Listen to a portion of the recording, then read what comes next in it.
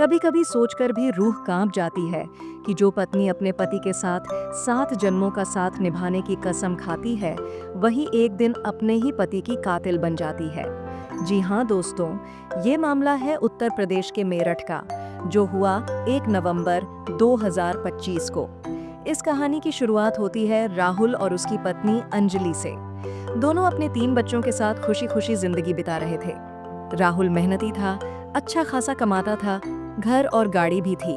सब कुछ ठीक चल रहा था, लेकिन शायद किसी की नजर उस खुशहाल परिवार पर पड़ गई, और वो नजर थी अजय की। एक दिन राहुल किसी काम से सुबह घर से बाहर गया, लेकिन शाम तक घर नहीं लौटा।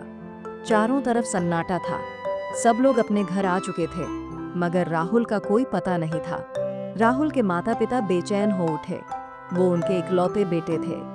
जब उन्होंने अंजलि से पूछा तो उसने बहाना बनाया कि राहुल 2 दिन बाद लौटेंगे। लेकिन 2 दिन बीत गए और राहुल घर नहीं आया।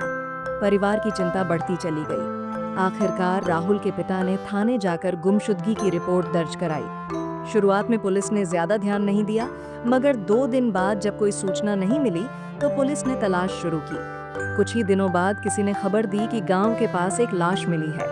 पुलिस राहुल के पिता को साथ लेकर वहां पहुंची। लाश देखते ही पिता की चीख निकल गई। वो उनके बेटे राहुल की थी। राहुल के सीने में 3 गोलियां लगी थीं। पुलिस समझ गई कि ये कोई साधारण हत्या नहीं, बल्कि एक सोची समझी साजिश है। अब सवाल था, राहुल को किसने और क्यों मारा? जब राहुल का शव घर लाया गया तो अंजलि जोर जोर से रोने लगी, इतना कि किसी को उस पर शक भी नहीं हुआ। लेकिन पुलिस को कुछ गड़बड़ महसूस हुई। जांच के दौरान गांव के एक आदमी ने बताया कि कुछ दिन पहले राहुल का झगड़ा अजय नाम के लड़के से हुआ था, जो पास के गांव में रहता था। पुलिस ने तुरंत अजय को गिरफ्तार कर लिया और सख्ती से पूछताछ शुरू की।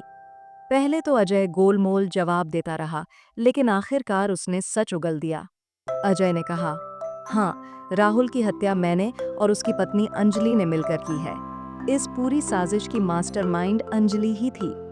पुलिस ने जब वजह पूछी तो अजय ने बताया, मेरी और अंजलि की फोन पर दोस्ती हुई थी।